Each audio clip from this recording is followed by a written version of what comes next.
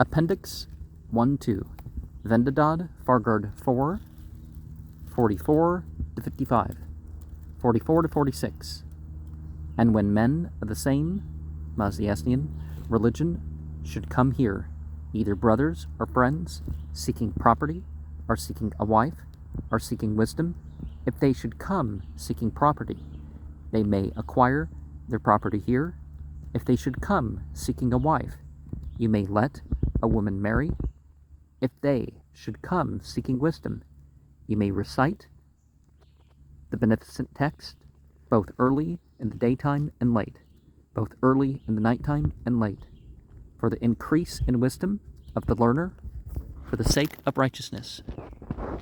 And with righteousness and reverence he sits at home, for increase in wisdom. In the middle of both day and night he may sleep by day and by night, always till when they should recite those sayings which the herbods had previously recited.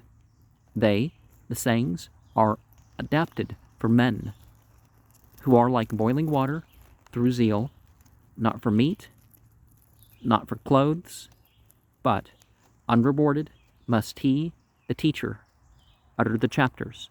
Haug. 47. And, moreover, I tell thee thus, O Spittima Zarathustra, verily the priest, Magaba, must recite from it, sooner for the married man than for thee, for him with a house than for him without a house, for him with a son than for him without a son, for him with property than for him without property. 48. And of these two men he shall be more possessed of the good mind, Bohu Mano, who shall promote the growth of meat or cattle, than he who does not. So he being dead, he is as much as an asperena, he is as much as a young animal, he is as much as a draught beast, he is as much as a man in weight. 49. For this man, on meeting, fights with asto, vidotu. Whoever fights an arrow, shot by himself, whoever fights Zamaka, the winter demon, and wears scanty clothing, whoever fights a wicked man, a tyrant, and strikes him on the head, whoever fights an unrighteous apostate, and starvation, any of these deeds being performed a first time is not to be done a second time. 50. That such as are in this material world may here be understood, may here understand the agony of this exploit there. One should cut away to the bones with iron knives. Verily it is greater than any such agony of his mortal body. 51. That such as are in this material world may here understand the agony of this exploit there. One should tear away to the bones with iron pincers. Verily it is greater than any such agony of his mortal body. 52. That such as are in this material world may here understand the agony of this exploit there. One should fall involuntarily into a pit deep as 100 men. Verily it is greater than any such agony of his mortal body. 53. That such as are in this material world may here understand the agony of this exploit there. One should stand involuntarily on an extreme verge of a precipice. 54. That such as are in this material world may here understand the agony of this exploit there. One knowing a lie should drink up the beneficial, golden, intelligent water with the denial of the truth, Rashnu, and breach a promise, Mithra. 55. Creator and so on, as in 3:1. No, should have to. Creator of the settlement supplied with creatures, righteous one. Whoever knowing a lie should drink it up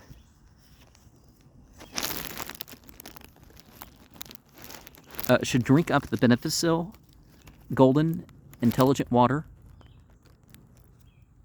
with denial of the truth and breach of promise. What is his punishment? Then said Ahura one may strike 700 blows with a horse goad, 700 with a scourge. And the Pahlavi version adds, after the scourge, whoever performs an ordeal, var, his punishment, says a voice, is this.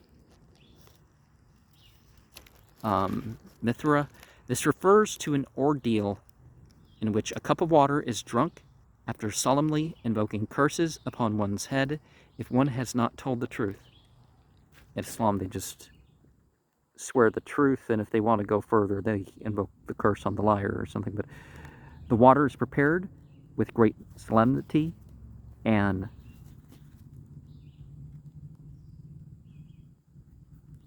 contains various sacred substances, among them some homojuice, which is referred to in the Pahlavi version by the epithet Gokard Homand for Sa'oken Taba Etim beneficial, and a little gold is added, which accounts for the second epithet in the text. See the Saugand Nama. And in verse 6 of the precipice, the Pahlavi translator misunderstands this verse as referring to sexual enjoyment.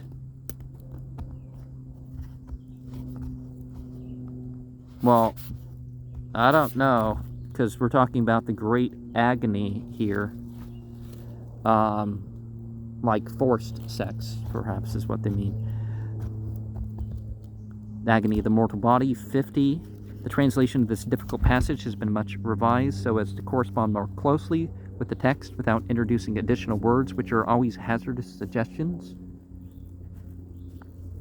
There's a mystical experience where you're defleshed and all that stuff, and it's just not, it doesn't always come as much with agony as people would think. But yeah, there is this context that happens to people. And the exploit there, still in verse 50, that is the conflict of the soul with Ashto,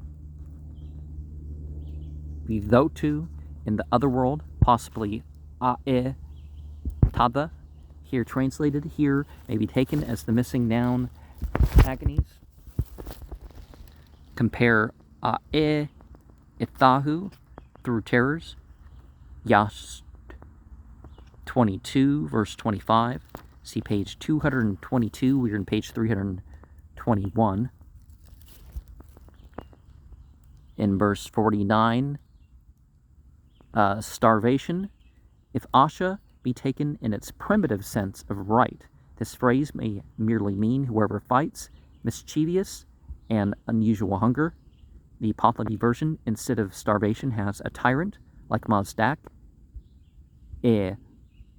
Bamdadan, who ate his own liver, and it was given to him in anguish and death.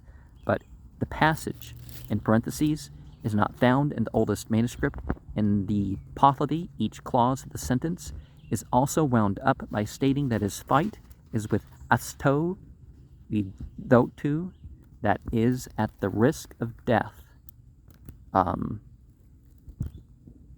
Well, a tyrant, be it corporate or otherwise, could create some scarcities that cause people to starve. So, the striking on the head. The Pahlavi version says a beheader like Zarhundad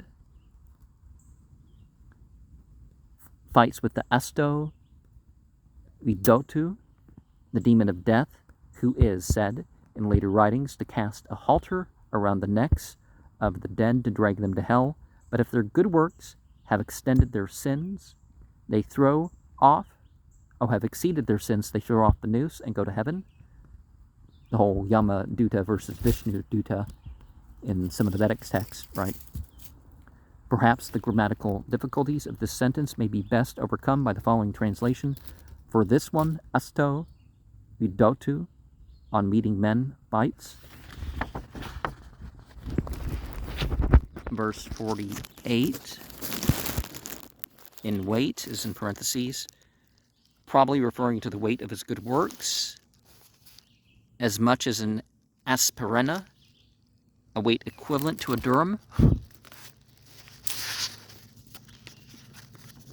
And verse 47, Magava. The Popleby version renders Yatha, Magavo, Favakshopid by as one who has progressed in the Mangi, which is the Barashnom ceremony, that is, he has no wife, alluding to the fact that a man must undergo that ceremony, must live separate from his wife. And verse 46, the Has is in parentheses, the Popleby version is, thou shouldest not speak to the non-giving of meat, nor of clothes, which should be thine. Always say no, and afterwards, even at the time, say a little.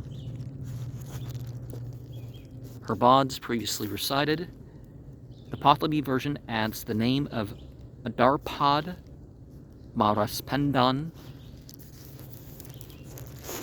The increase in wisdom. The Popleby version is in awe of God and thankfulness towards God that wisdom increases, which is made easy to him, and he is constant in exertion that he may retain it by labor and the grace of God. That Yaonem, which is here rendered by the Popleby, a eugician exertion, means home place, is plain from the passage, Vendidad 21:4, Ham ya eta onho, ya onemcha, ave zamcha, zamcha, ave ya onemcha. The water striving towards home and the earth, and towards the earth and home in the sea, but urukasha. Verse 44 has already been translated in page 240, but it's so closely connected with the following verses that it's necessary to repeat it here. And I think this would be in verse 45, the wisdom of the learner. That is the Popleby wait, let's hear. If they should come seeking wisdom,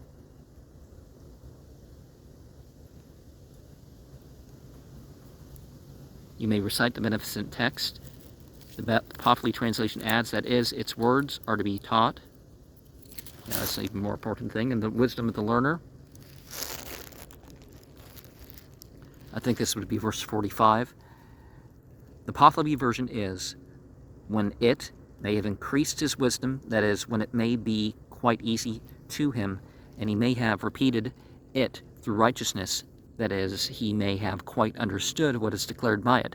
The Avesta word, vid ravanahe, of the learner, occurs nowhere else, and is here explained by bara dorad in Popleby, which is equally obscure, but the general sense indicated by the Popleby is that of the learner or pupil. It may, however, be remarked that if vid ravanahe be traced to vidru, we obtain a meaning of the fugitive or refugee, which would also suit the passage, as the men seem to have come as exiles from their own homes. The anomalous Popleby word, derad, can also be read gevricht, which suggests gevricht, fled, though this is generally written vevricht, and the Popleby phrase would then mean, and he may have fled on account of righteousness. The explanatory phrases of the Popleby translation given above in parentheses are probably later interpolations. The phrase to make easy is a Popleby and Persian idiom for to learn by heart.